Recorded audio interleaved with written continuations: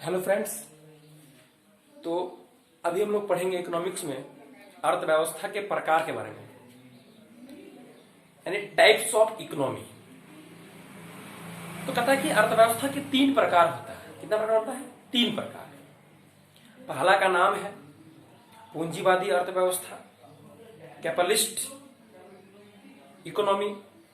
दूसरा समाजवादी अर्थव्यवस्था, socialist economy. तीसरा मिश्रित अर्थव्यवस्था, मिक्स्ड इकोनॉमी। हम लोग उदाहरण के साथ देखेंगे। तो पहले कहता है कि अर्थव्यवस्था वह जगह है जहां पर आर्थिक क्रियाओं का संचालन किया जाता है। आर्थिक क्रियाओं का जितना भी काम है सब किया जाता है, यानी उत्पादन होता है, उपभोग होता है, विनिमय किया जाता है, निवेश किया जाता है। यही है आर्थिक क्रिया का काम। ये सब जहां होगा उसी का नाम है अर्थव्यवस्था। तो कहता है कि प्रत्येक अर्थव्यवस्था का जो बेस है, जो आधार है, वह अर्थव्यवस्था के 3 क्षेत्र पे टिका हुआ है। हम कैसे आकलन करेंगे कि कौन देश किस अर्थव्यवस्था पे काम कर रहा है? तो वहां का 3 क्षेत्रों को देखना होगा। प्राथमिक क्षेत्र, द्वितीय क्षेत्र और तृतीय क्षेत्र। प्राइमरी, सेकेंडरी और टर्शियरी। यानी प्रत्येक देश की अर्थव्यवस्था का आधार उस देश की प्राइमरी, सेकेंडरी और टर्शियरी सेक्टर पर डिपेंड करता है। यानी जिस देश में प्राइमरी, सेकेंडरी और टर्शियरी क्षेत्र को डेवलप करने का दायित्व पूंजीपतियों को सौंप दिया जाएगा और सरकार का कार्य को लिमिट कर दिया जाएगा, सीमित कर दिया जाएगा, जिसमें सरकार पूंजीपतियों के काम में कोई रोक टोक नहीं करेगा, हस्तक्षेप नहीं करेगा, तब ऐसा अर्थव्यवस्था वाला देश पूंजीवादी अर्थव्यवस्था वाला देश कहलाएगा। ठीक है। यानी पूंजीवादी अर्थव्यवस्था में पूंजीपतियों का अधिकार होगा, सरकार का कार्य को लिमिट कर दिया जाएगा, सरकार का कार्य को सीमित कर दिया जाएगा, जिसमें सरकार पूंजीपतियों के कार्य में कोई हस्तक्षेप नहीं करेगा, कोई रोक टोक नहीं करेगा। तो इस अर्थव्यवस्था वाला देश का नाम है पूंजीवादी अर्थव्यवस्था। पहले यह समझना है कि प्रत्येक देश का अर्थव्यवस्था का जो बेस है, जो आधार है, वो किस पे टिका हुआ है? प्राइमरी, सेकेंडरी और टर्शियरी पे टिका हुआ है।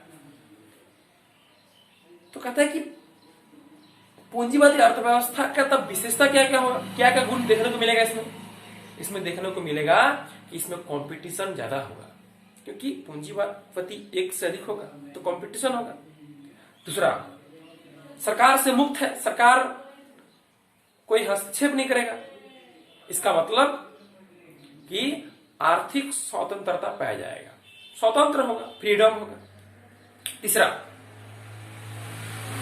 पूंजीपति सब अपना संपत्ति का प्रयोग करेगा, यानी इसमें निजी संपत्तियों का प्रयोग अत्यधिक मात्रा में होता है।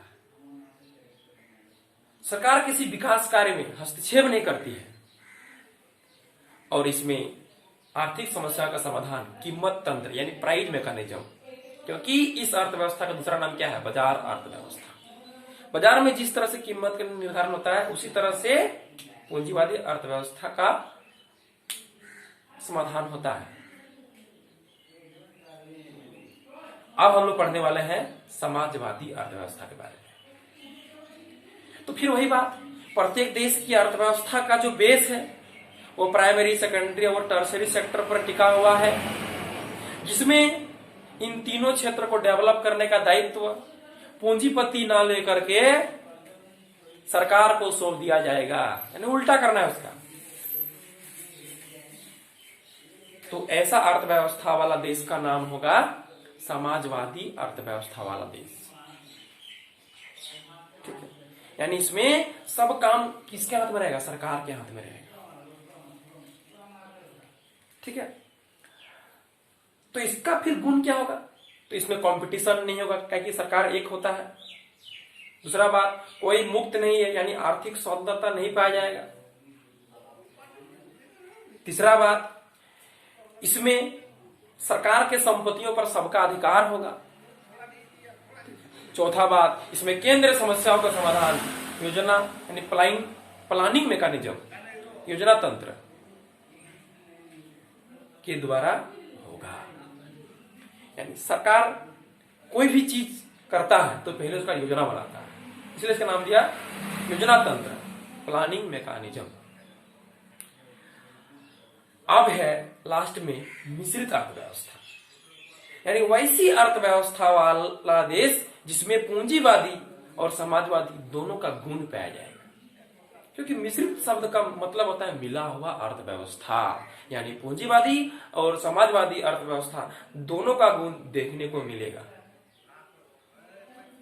यानी इसमें निजी क्षेत्र और सार्वजनिक क्षेत्र दोनों का अस्तित्व होगा, दोनों मिल के कोई डेवलप कार्य को करेगा। यानी इसका गुण क्या होगा? इसमें सरकारी हस्तक्षेप के साथ साथ आर्थिक स्वतंत्रता पाया जाएगा, यानी सरकार का हाथ भी होगा और कुछ स्वतंत्र होगा।